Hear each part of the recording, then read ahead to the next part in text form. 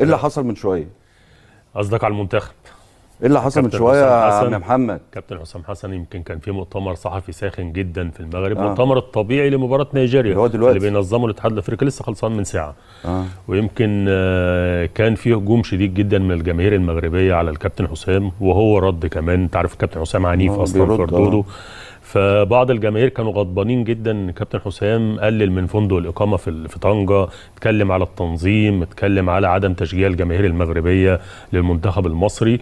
واحد الصحفيين قال له ان انت بتحاول تخفي فشلك، ان انت باللفظ كده ان انت ما تاهلتش لنهائي البطوله وادائك السيء امام السنغال، وان انت اول هجمه بدل ما تحلل او تفسر للناس ليه اول هجمه للمنتخب المصري كانت في الوقت الضايع في مباراه السنغال، فاتجهت لامور خارج كره القدم. بتتكلم على فندق الاقامه في طنجه، بتتكلم على ان السنغال مستفيده من البقاء في طنجه. طب ما انت استفدت من البقاء في اغادير كل البطوله لحد مباراه طنجه.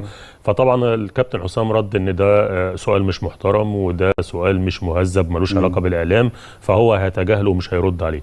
فقام صحفي تاني مغربي وقال له طب انا هكلمك بشكل اكثر احتراما، خلينا نتكلم في الكوره.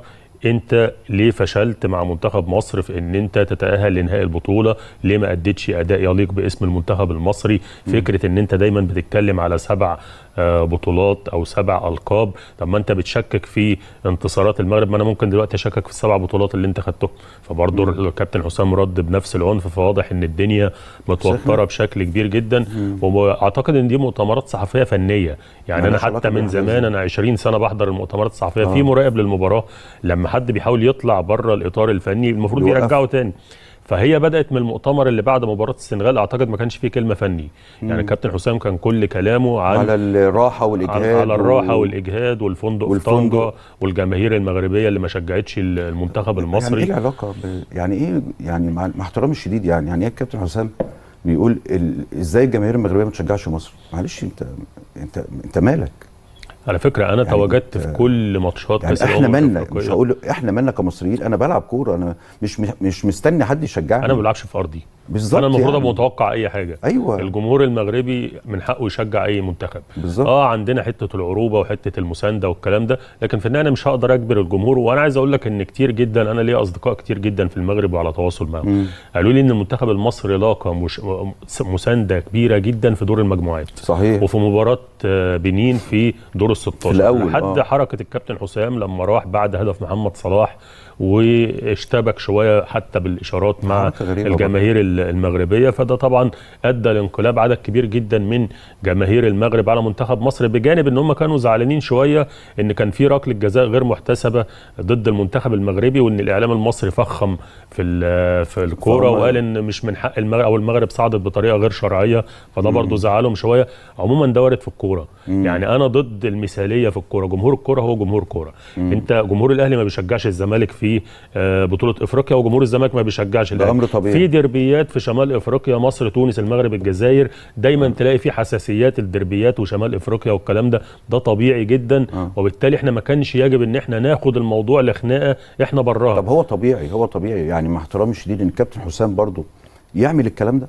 يعني هو لو اي مدرب ينفع يعمل الكلام ده، وخصوصا انت ما بتلعبش على ارضك، يعني اللي انت تقول ان جمهور المغرب ازاي ما شجعنيش؟ يا كابتن مش شرط تشجعك، هو مش مجبر يشجعك.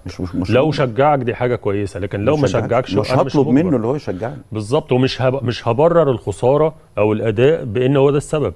بالظبط. لان في النهايه انا معايا لعيبه، المفروض كل لعيبه منتخب مصر خبرات، يقدر يلعب في الكاميرون امام جمهور الكاميرون، في السنغال امام جمهور السنغال، في جنوب افريقيا، في الجزائر، في المغرب. طب ما انت وارد ان انت في تصفيات كاس العالم او في اي بطوله، طب ما انت وارد انك كنت تلعب المغرب في المغرب، كنت هتستنتظر تشجيع الجماهير اكتر من 60-70 الف متفرج. يعني بص يا استاذ محمد، يعني انت شايف ان تصريحات الكابتن حسام دي شماعه طبعا.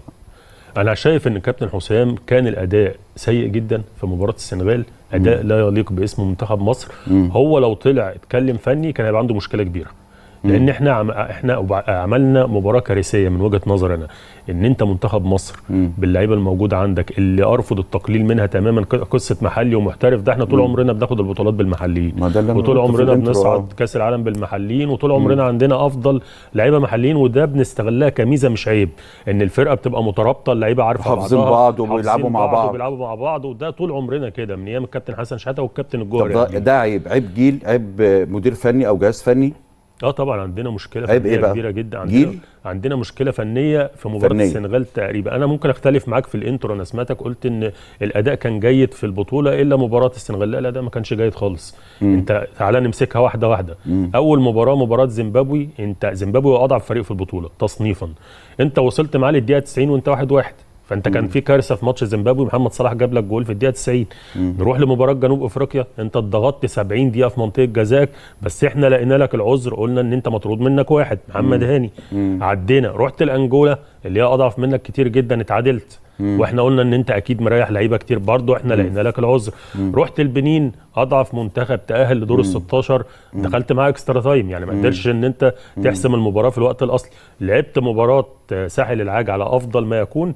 رحت الماتش السنغال انت جيت في الدقيقه 95 قلبك اسود خالص يا محمد. لا ده واقع، رد عليها بالمنطق، يعني قول لي. تفاصيل المرجو الضغط على زر الاعجاب والاشتراك بالقناه لكي تتوصلوا بجديد الاخبار العالميه والمغربيه. تفاصيل المرجو الضغط على زر الاعجاب والاشتراك بالقناه لكي تتوصلوا بجديد الاخبار العالميه والمغربيه.